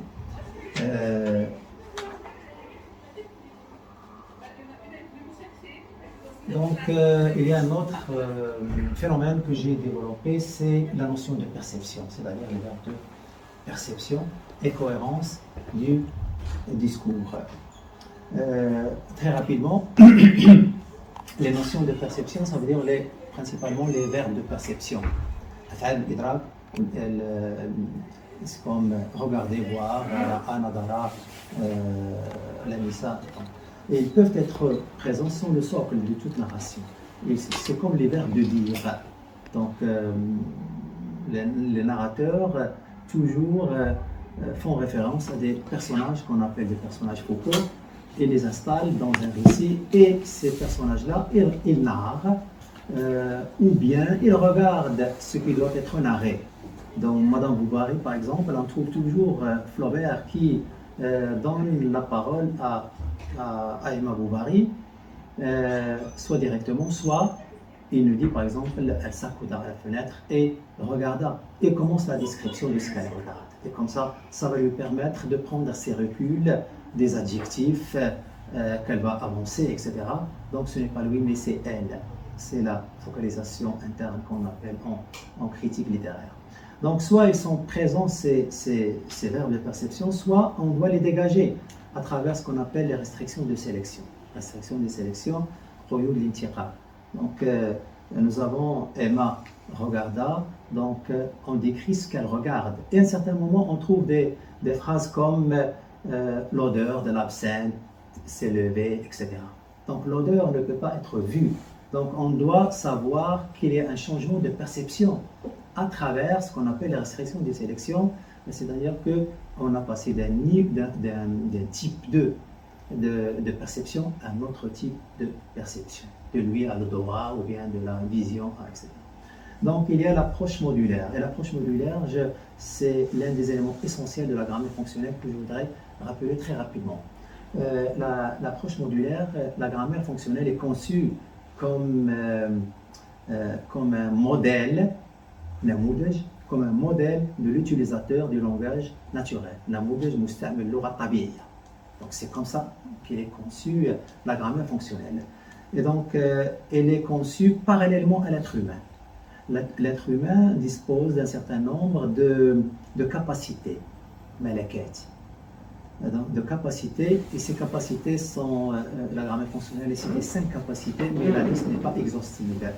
Il y a la capacité linguistique, on est capable de parler, également de construire des phrases aussi complexes qu'elles peuvent être, mais on peut très bien les comprendre parce qu'on maîtrise la langue. Donc la construction et l'interprétation. Donc il y a la capacité également épistémique, c'est-à-dire la connaissance, la cognition. On peut comprendre plusieurs choses, etc. Et on peut dériver des choses, des informations d'autres informations. Nous avons la capacité logique. On peut recourir à la logique pour dériver des informations à partir d'autres informations. On a cette capacité-là en tant qu'être humain. Et on a la perception, la capacité perceptuelle. On peut percevoir l'univers et dériver des informations à partir d'autres informations, à partir de la perception. Ça, pour les philosophes de langage ordinaire, comme Greg a parlé tout à l'heure de Austin, c'est ça? De Austin. Donc Austin également, Grice, Searle, tous ces philosophes du langage ordinaire ont développé cette capacité-là, principalement la perception, parce que grâce à la perception, on peut interpréter certaines choses, certaines expressions linguistiques. Par exemple, si la phrase elle est très connue chez ces philosophes du langage ordinaire, ces pragmaticiens, si on est dans un contexte donné, dans une salle comme celle-là, et il fait très froid par exemple, et une fenêtre est ouverte, je peux dire à quelqu'un, à un ami par exemple, il fait très froid, et il fait très froid, it's cold in here. Il fait très froid ici, cela veut dire que je demande de lui de fermer la fenêtre. Au lieu de lui dire ceci directement, c'est par respect, par politesse, je le dis de façon indirecte. J'aurais dans un autre jeu de rôle, dire par exemple pour quelqu'un, pour les domiciles, on peut dire fermez la fenêtre, s'il vous plaît fermez la fenêtre. Pourriez-vous fermer la fenêtre? Avez-vous la gentillesse, l'amabilité, etc. Mais quand on utilise l'indirect, c'est vraiment un haut degré de politesse. Et donc ici, c'est grâce à la perception, grâce à la capacité de perception qu'on pourrait interpréter cette phrase. Il fait froid ici, s'il ne perçoit pas clairement l'espace, il ne peut pas découvrir et identifier qu'il y a une fenêtre qui n'est pas fermée et qu'il doit fermer. Donc c'est la perception. Et en fin de compte, nous avons la capacité sociale. La capacité sociale qui consiste à dire, non seulement on doit dire ce qu'il faut, mais il faut réfléchir à la manière de le dire. Comment le dire? Et puisqu'on est ici, chez vous en Belgique, on rappelle une chanson de Brel qui dit « Mais il y a la manière ». C'est vrai, mais il y a la manière de dire. Donc il y a toujours la manière. On peut dire n'importe quoi, mais la manière qui fait passer le discours. Donc, mais il y a la manière, c'est ce qu'on appelle la capacité sociale. Parallèlement à ces capacités, DIC a développé des modules au sein de son modèle de l'utilisateur des langages naturels. Il y a des modules, donc, et parallèlement à la capacité langagière, linguistique, il y a le module linguistique. La capacité épistémique, il y a le module épistémique. La capacité logique, il y a le module logique. La capacité perceptuelle, il y a le module logique, il y a le module perceptuel. Et la capacité sociale, il y a le module social. Donc ces modules peuvent fonctionner de façon autonome, ou peuvent interagir pour interpréter une expression linguistique. On parle de l'interaction des modules dans l'explication des expressions linguistiques. Donc c'est l'interaction des modules. Ici, tout se survole un petit peu théorique pour revenir à une phrase qui est simple là. Emma s'accouda à la fenêtre. C'est une narration suivie, retour à la ligne, ça c'est Flaubert, suivi d'une phrase comme « La nuit était noire, quelques gouttes de pluie tombaient ». Donc on passe d'une narration à une description avec absence d'un verbe de perception. Et donc c'est le recours au module logique, perceptuel, etc. Qu'on pourrait découvrir que le verbe qui manque, c'est regarder.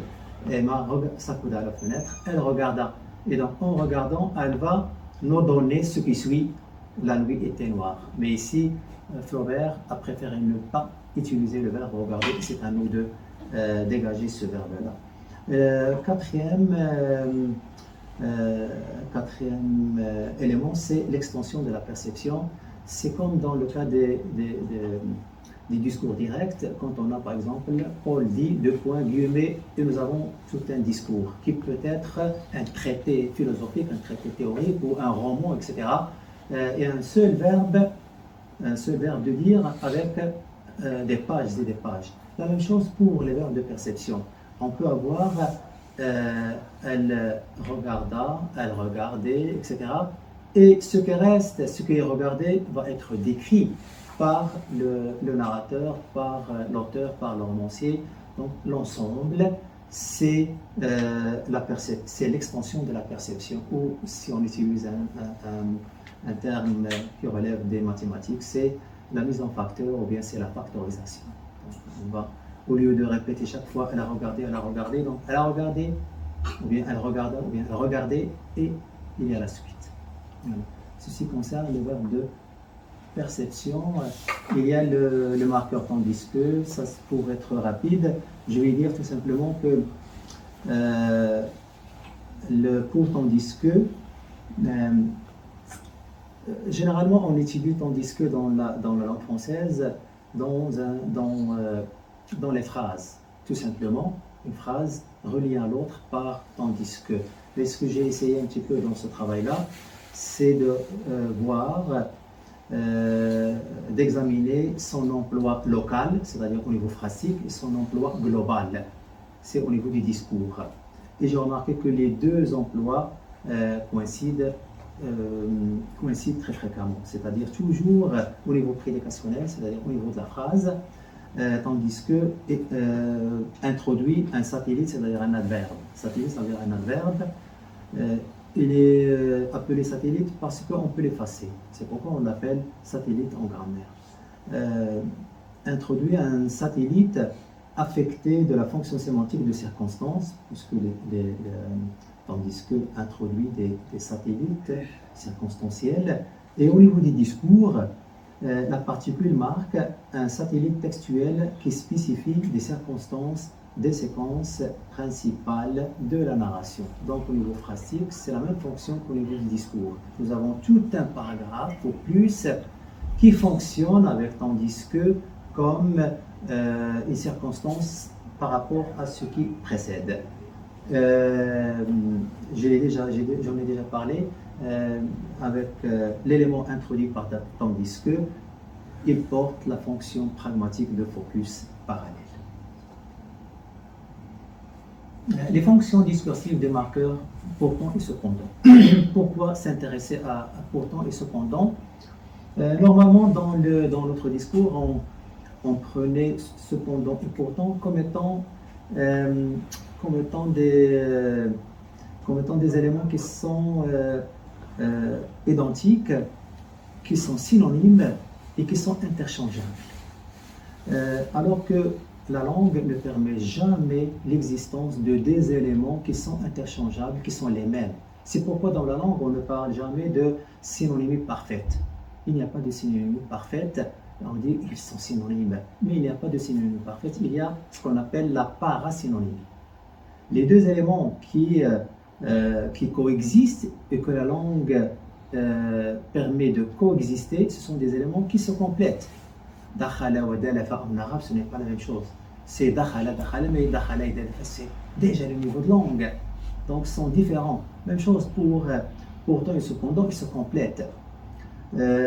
Ici, j'ai montré qu'il y a des affinités entre les deux, mais ils diffèrent énormément. Cependant, a une tendance, à la différence de pourtant, à perdre graduellement sa marque. Cependant, était dans l'ancien français, dans les écrits de Racine, Corneille, etc., elle référait, elle exprimait la simultanéité, elle exprimait le temps. Cependant, vous trouvez cependant même détaché, il n'est pas attaché, c'est détaché, cependant. Après, actuellement, elle signifie la concession et elle commence à perdre dans le discours cette fonction petit à petit. Elle perd sa marque. Elle perd cette fonction-là dans le discours. Par opposition pourtant, on la trouve toujours dans les phrases. J'ai cherché dans plusieurs romans, des français, etc., les travaux classiques, ce ne sont pas des travaux qui sont construits pour la théorie, mais des travaux qui sont authentiques, Zola, Flaubert et les autres. Je remarque ceci, pourtant c'est pour les phrases, cependant c'est pour le discours. C'est-à-dire qu'il y a une tendance à ce qu'elle perd sa fonction de concession. Et bien sûr, au niveau théorique, c'est pour tester toujours, comme ce que j'ai dit, c'est dans quelle mesure les théories qu'on adopte sont adéquates et elles ne sont pas adéquates. C'est par le prisme de l'application. Je passe à un autre groupe que l'on a toujours tendance à considérer comme étant interchangeables et synonymes. Sont communément prises ces particules comme étant interchangeables et synonymes. On vous dit même dans les exercices, par exemple, mettez ce qui convient ou bien vous pouvez les mettre. Donc ce sont des marqueurs de cause. On met car à la place de parce que à la place de puisque. Alors que si on analyse ces trois marqueurs du discours, on constate qu'ils sont différents. Sinon, comme je venais de le dire, ils se complètent. C'est pourquoi ils coexistent et c'est pourquoi ils continuent à coexister. Sinon, la langue pourrait se limiter d'un seul, se contenter d'un seul marqueur. Donc le modèle hiérarchique de la clause, tel qu'il est prévu en grammaire fonctionnelle, nous a permis d'établir une distinction entre les trois particules de cause, communément, etc., pris comme étant interchangeables. Une opposition binaire entre les trois connecteurs a permis de relever de nombreuses propriétés distinctives d'ordre syntaxique, sémantique et pragmatique. La structure stratifiée, maintenant j'ai dit que je vais rappeler la structure très rapidement. Stratifiée de la clause montre que la construction introduite par parce que est une prédication, celle introduite par car est une proposition et celle introduite par puisque est une élocution. J'ai dit qu'à partir de 1989, Dick a conçu la grammaire fonctionnelle comme étant un modèle hiérarchisé, un modèle hiérarchique dans lequel la phrase, la clause, est considérée comme étant stratifiée. Nous avons des strates. Ce que l'on voit comme étant linéaire, il y a des strates là-dessus. La première strate, c'est la strate qu'on appelle la strate nucléaire ou la prédication nucléaire. La prédication nucléaire dans laquelle nous avons tout simplement le prédicat, le prédicat et ses arguments. Le prédicat et ses arguments. Le prédicat pourrait être un verbe ou un adjectif. Et ses arguments. Jean regarde la télévision, nous avons le prédicat regarder et nous avons les deux arguments, Jean et la télévision. On les appelle les arguments. Donc il y a deux arguments. Le verbe peut avoir un seul, deux ou trois arguments en français. Comme par exemple, Jean dort. Un seul argument, Jean dort. Jean regarde la télévision, deux arguments. Jean donne le livre à Marie, trois arguments. Jean, le livre et Marie, trois arguments. Ou c'est un prédicat à trois places. On appelle un prédicat à trois places. Donc, la prédication nucléaire, donc nous avons le prédicat et ses arguments. Nous avons le deuxième niveau, la deuxième strate, c'est la strate, c'est la prédication, on appelle la prédication dans le sens de phrase. Ce sont des termes logiques, prédicat, prédication, ce sont des termes logiques non pas linguistiques, empruntés de la logique. Donc, et nous avons le deuxième, c'est la prédication centrale et étendue. Dans ce cas-là, nous avons la phrase, mais la phrase neutre, sans intervention, comme je venais de le dire, sans intervention. Genre, on regarde la télévision, c'est une prédication. Et nous avons le troisième niveau, c'est la strate de la proposition. Dans ce cas-là, on intervient. Il y a une intervention comme quand je dis par exemple Paul pourrait avoir mal au genou. Pouvoir conditionnel, c'est une intervention personnelle. Déjà, ce n'est plus une prédication, c'est une proposition. En termes de grammaire fonctionnelle, on l'appelle la proposition parce qu'il y a une intervention personnelle. Ou quand on dit par exemple, à mon sens, rien ne va plus. Dans ce cas-là, également, il y a une proposition. Certainement, les choses se dégradent. Donc, certainement, etc., c'est une proposition, parce qu'il y a intervention avec des adverbes. Ou bien, il y a en quatrième lieu, c'est l'élocution, ce qu'on appelle l'élocution, la strate de l'élocution. Dans ce cas-là, il y a les types de phrases déclaratives, la phrase interrogative, la phrase exclamative, etc., impérative. Voilà, c'est le quatrième niveau. Revenons au marqueur. Après l'analyse, qu'est-ce que j'ai constaté? J'ai constaté que parce que toujours introduit une cause qui est réelle. Je dis par exemple, Paul est tombé parce qu'il a trébuché. Donc la cause de l'état de choses de tomber, c'est trébucher. Donc c'est une cause réelle. On le voit, il a trébuché. Donc c'est une cause réelle. Dans ce cas-là, on utilise parce que. C'est une réponse à pourquoi. Par contre, avec car, on ne répond pas à pourquoi. Car c'est le même énoncé, c'est le même locuteur qui énonce les deux et c'est un petit peu de justifier par la deuxième ce qu'elle a dit dans la première partie. C'est ça, car. Et dans ce cas-là, dans le cas de car, c'est toujours, il est utilisé quand il s'agit de quelque chose de, quand il s'agit de la proposition. Quand il y a une modalité subjective, quand il y a une intervention. Donc, le même exemple, Jean est tombé car il pourrait avoir trop bu. Par exemple, car il pourrait avoir trop bu. Ce n'est pas une cause réelle, c'est une raison. C'est tout simplement une cause non réelle, c'est une raison. Ce n'est pas ce qu'on appelle l'état de choses, mais c'est un fait possible. C'est un fait possible, parmi d'autres. C'est une hypothèse émise par le locuteur, mais ce n'est pas vrai. Il pourrait être vrai comme il ne pourrait pas être vrai. C'est pourquoi on parle, dans ce cas-là, on utilise le car. Mais puisque c'est comme le since de l'anglais, Paul, vous pouvez me dire par exemple, Paul est malade, par exemple. Et moi, quand je commence ma phrase, je dis Paul n'est pas venu puisqu'elle est malade. Donc je rapporte votre discours, je l'insère. C'est à ce moment-là qu'on utilise puisque. puisque, quand on utilise puisque, on est rapporteur. Comme disent les Arabes, rawin. أكون راوي والراوي وراوي الكفر ليس بكافر. Donc je ne suis que rawi. Je rapporte. Et en termes de Oswald Dicrou, il parle de l'énonciateur.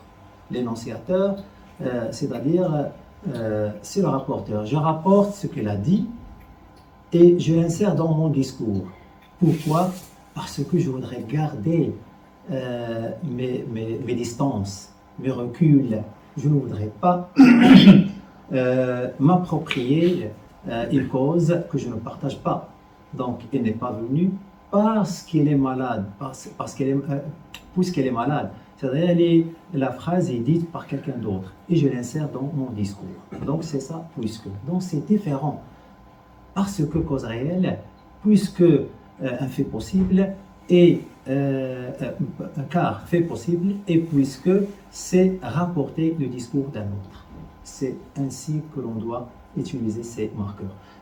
Pour les fonctions sémantiques, voilà, il y a la fonction sémantique de cause pour parce que, la fonction de raison qui n'est pas une cause réelle pour car et la fonction de motivation pour puisque. Ici, les règles de formation de prédicat et paramètres textuels.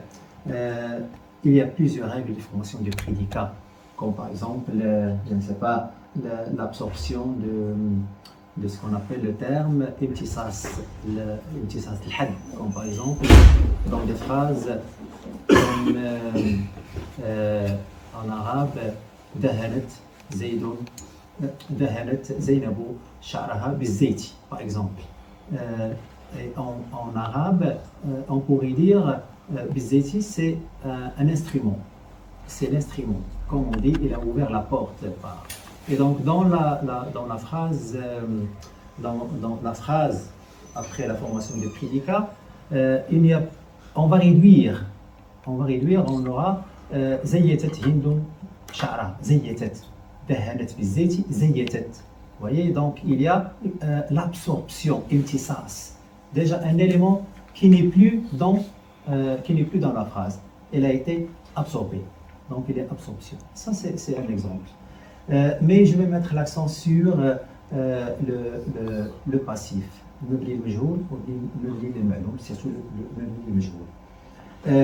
Ça, c'est un exemple écrit dans Germinal de Zola.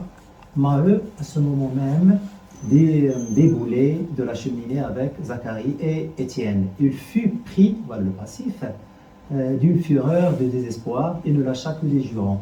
On se demande pourquoi Zola utilise ici le passif. Pourquoi il ne garde pas l'actif? Le passif, c'est une forme marquée en français, dans toutes les langues d'ailleurs. C'est une forme marquée. Et l'actif, c'est une forme non marquée parce qu'elle est simple. Et on utilise le simple, toujours. C'est comme c'est comme le passé composé et le passé simple. Généralement, on utilise le passé composé parce que c'est simple. Le passé simple, on utilise le passé composé, c'est simple. Le passé simple, c'est difficile. Donc, c'est pourquoi c'est laissé pour les écrivains. Mais de plus en plus, même les écrivains, même depuis Albert Camus, on utilise le passé composé même dans l'écrit. Même dans l'écrit avec Prosper Mérimée, avec plusieurs auteurs, ils utilisent le passé composé pour simplifier. Ils n'utilisent plus le passé simple. Donc c'est une forme marquée. Le passif, c'est également une forme marquée. On se demande ici pourquoi Zola recourt au passé simple. Ici, en réfléchissant, on remarque que avec le passif ici, avec la voix passive, ceci va permettre à Zola de garder la continuité topicale, de garder la fluidité de la narration, de garder la cohérence. Il ne va pas couper, casser, briser la cohérence.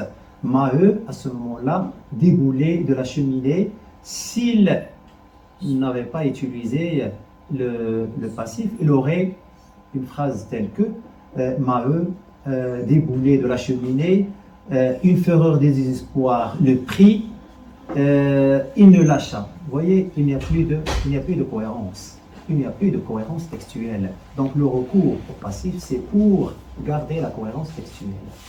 Même chose avec quelques ajouts concernant deux. Alors Catherine tomba, elle avait crié le nom de Caval, non pas Chaval, de Caval, dans un appel désespéré. Donc on recourt à Caval, il n'entendit pas, il se débattait, il se battait, il enfonçait les côtes d'un camarade, etc. Et il y a le passif. Elle fut roulée, piétinée, dans son évanouissement, elle rêvait. Donc le recours au passif, pourquoi? C'est pour reprendre un topic, ce qu'on appelle un topic déchu. Donc déchu, c'est délaissé. Donc on parlait de Catherine, puis on l'a laissé de côté Catherine, et Zola voudrait reprendre Catherine, ce qu'on appelle le topic repris. Pour la reprendre, il doit impérativement recourir au passif. Elle fut roulée, sinon on continue à utiliser le il. Elle fut roulée, donc il la roula, etc. Si on parle de lui, de Caval qui était avec elle. Et une fois il y a eu le déroulement, il l'a laissé. Donc il essaie un petit peu de se sauver. Donc elle fut roulée, donc il y a reprise d'un topic, d'un élément à propos duquel on parle, piétiné, et on va garder ce topic-là, ce qu'on appelle le topic donné. On va garder pour sauvegarder, pour préserver la continuité. Elle fut roulée, elle rêvait, etc. On continue à parler de Catherine. Voilà pourquoi on recourt au passif. En ce qui concerne le cours. Donc, je donne des exemples en français pour montrer comment ça fonctionne et on passe au cours.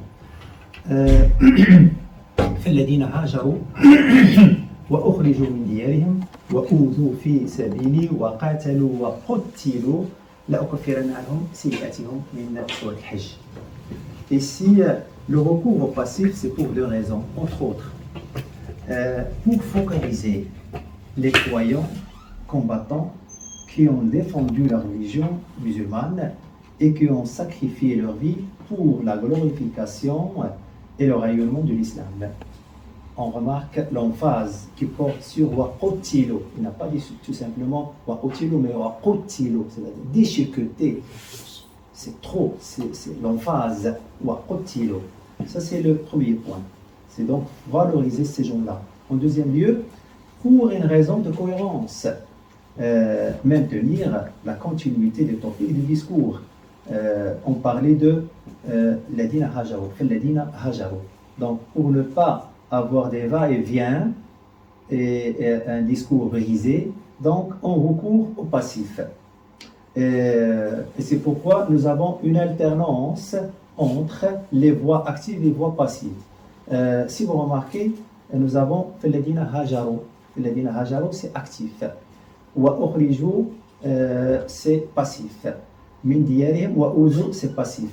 Wa qatalu, c'est actif. Wa qutilu, c'est passif. Vous voyez un va-et-vient entre l'actif et le passif. Entre l'actif et le passif, c'est pour garder cette continuité du discours. Il y a un va-et-vient et l'alternance entre actif et passif. L'objectif, c'est d'avoir cette cohérence. C'est universel. Dans une آية أخرى سورة الملك تكاد تميز من الغيظ كلما ألقي فيها فوج سألهم خزنتها ألم يأتكم نذير قالوا بلى قد جاءنا نذير فكذبنا وقلنا ما نزل الله من شيء إلا كذلك إلى آخره. تكاد تميز actif et en recours au passif كلما ألقي فيها. D'une part, c'est la cohérence discursive d'une part, et d'autre part, ici je rappelle un ayah pour expliquer le recours au passif. Il y a ici une autre raison. Dans le Coran, nous lisons وَمَا أَتَكُم مِّنْ خَيْرٍ فَمِنَ اللَّهِ وَمَا أَتَكُم مِّن شَرٍّ فَمِنْ أَنفُسِكُمْ. وَمَا أَتَكُم مِّنْ خَيْرٍ فَمِنَ اللَّهِ وَمَا أَتَكُم مِّن شَرٍّ فَمِنْ أَنفُسِكُمْ. Et il y a également وَمَا أَصَابَكَ مِنْ حَسَنَةٍ فَمِنَ اللَّهِ وَمَا أَصَابَكَ مِنْ سَيِّئَةٍ فَمِنْ نَفْسِكَ. Donc, dans ce sens-là, toujours, quand il y a recours au passif, c'est pour ne pas assigner, associer à Dieu quelque chose de négatif, que du bien qui vient de Dieu. Donc, quand il y a le négatif, toujours on ne l'associe pas à Dieu et on passe de l'actif au passif, de la voie active aux voies passives. L'exemple que nous venons de voir confirme ceci. تكاد تميز من كل ما ألقي فيها من يلقي من يأمر بإلقائهم في جهنم الله. Donc mais on ne va لم نسند هنا الفعل إلى الذات يجب نسنده لمجهول.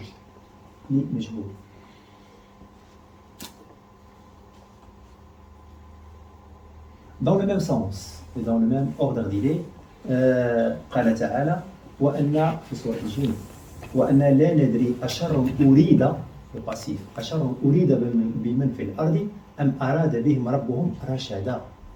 Il y a ici un passage de l'actif vers le passif من المبني للمجهول إلى المبني للمعلوم اختلاف في البناء. لماذا؟ Ici, c'est la même chose. أريد بهم أشر, quand on parle du mal, c'est le passif.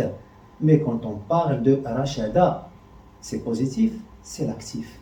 Donc on passe du passif vers l'actif, c'est parce qu'on passe du mal au bien. Donc voilà, toujours le principe de fonctionnalité. C'est l'intention qui gouverne, c'est l'intention qui gouverne la structure. Le passif actif, c'est la structure, c'est la forme. Mais l'objectif, l'intention, la visée communicative, qui est là derrière la structure de la langue, de la forme et de la construction linguistique. Si atwujuhu ladina kafaru, vous voyez, c'est négatif, c'est le passif. يريد الله أن يخفف عنكم وخلق الإنسان ضعيفا. ضعف. Donc خلق الإنسان. Mais سبح اسم ربك الأعلى الذي خلق فسوى. Donc on garde خلق فسوى. سبح اسم ربك الأعلى الذي خلق فسوى. فسوى. قدر فهدى. هذا المرعى فجعل غثاء نحوه سنقرئك فلا تنسى إلا ما شاء الله إنه يعلم الجهر وما يخفى والسر كيف يسر. Donc خلق فسوى. صوركم فأحسن صوركم. On garde l'actif parce que c'est positif. صوركم فأحسن صوركم. Donc toujours c'est l'actif. Mais dès qu'il s'agit de quelque chose de négatif, la phrase, la structure bascule vers le passif. يومئذ يود الذين كفروا وعصوا الرسول لو تسوى. يود actif تسوى. Donc déjà on va vers le passif. تسوى بهم الأرض ولا يكتمون الله حديثا. Toujours c'est le même mécanisme. Donc on peut dégager des règles déjà. En analysant ces phrases, en examinant ces phrases, on peut dégager des règles. Et c'est l'objectif de la linguistique, c'est déjà de sortir par des règles.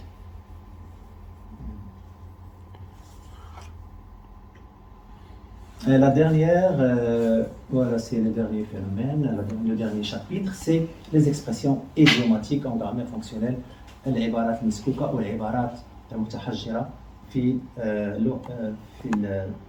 النحو الوظيفي. Donc ici, j'ai essayé un petit peu d'établir une hiérarchie des degrés d'idiomaticité. Pourquoi j'ai parlé de l'idiomaticité? L'idiomaticité, ça présuppose une hiérarchie. Il y a des idiomes que je considère comme étant parfaitement lexicalisés. تحجرت, تكلست. Donc ce sont ibarat muskouka. Réellement, c'est comme par exemple, c'est le premier type que j'ai considéré comme étant le premier type, comme qada nahbahu. J'ai déjà travaillé sur ça. C'est dans le livre. Qada nahbahu, c'est un idiome lexicalisé. Comme en français, casser sa pipe, comme en anglais, tu piques de baquette. Les trois connotent la mort. Il y a le deuxième niveau, donc pour le deuxième niveau qui accepte des changements. Les changements sont en bas. Ce sont les tests. Donc j'ai établi 9 tests. Si l'idiome accepte les tests, donc il n'est pas complètement lexicalisé. S'il n'accepte pas, il est complètement lexicalisé. Nous allons faire un test. Par exemple, casser sa pipe. Pour la modification, on peut dire, on ne peut jamais dire pour il a cassé sa pipe, par exemple, on ne peut jamais dire il a cassé sa nouvelle pipe. Dans ce cas-là, on passe de l'idiome vers le sens littéral. Il n'y a plus d'idiome, c'est le sens littéral, pipe dans le sens littéral. Ce n'est plus la mort. Casser sa pipe, c'est passer l'arme à gauche, c'est mourir. Donc c'est aussi on dit par exemple la substitution. Si je remplace pipe par exemple par cigarette, il a cassé sa cigarette, il n'y a plus le sens idiomatique, il y a le sens littéral, المعنى الحرفي للكلمة. Donc, ou bien si je procède par passivation, dans ce cas-là, je peux dire il a cassé sa pipe a été cassée. Donc, dans ce cas-là, c'est la pipe au sens littéral, ce n'est plus le sens de la mort. Si je nominalise, si je dis par exemple, il l'a cassé, ce n'est plus la mort, vous voyez, etc. La même chose pour qada nahbahu. Je ne peux pas dire qadaw anhabahum, ce n'est plus la mort. Nahbahu alladhi qadahu, par exemple, pour le clivage, je ne peux pas quantifier qada anhaban kathira. Donc, vous voyez, ce sont des tests linguistiques pour montrer que ce sont de vrais idiomes. Par contre, pour les autres, perdre la main, je peux dire elle a bien perdu la main, c'est toujours idiome. C'est toujours idiome. Pour un autre, daraba al-watar al-hassas. Donc, on peut dire daraba alayhi al-awtar al-hassasa. C'est toujours l'idiome, parce que l'idiome ici n'a pas encore atteint le vrai stade de l'idiomatisation. Il n'est pas lexicalisé, il n'est pas devenu un seul terme pour signifier et pour connoter. Voilà, sur ce, je termine et je vous remercie en vous annonçant l'ouvrage qui va venir. C'est Traduction et l'écriture qui va paraître dans quelques mois chez Peter Lang à Berlin. Et merci infiniment pour votre patience. Merci beaucoup.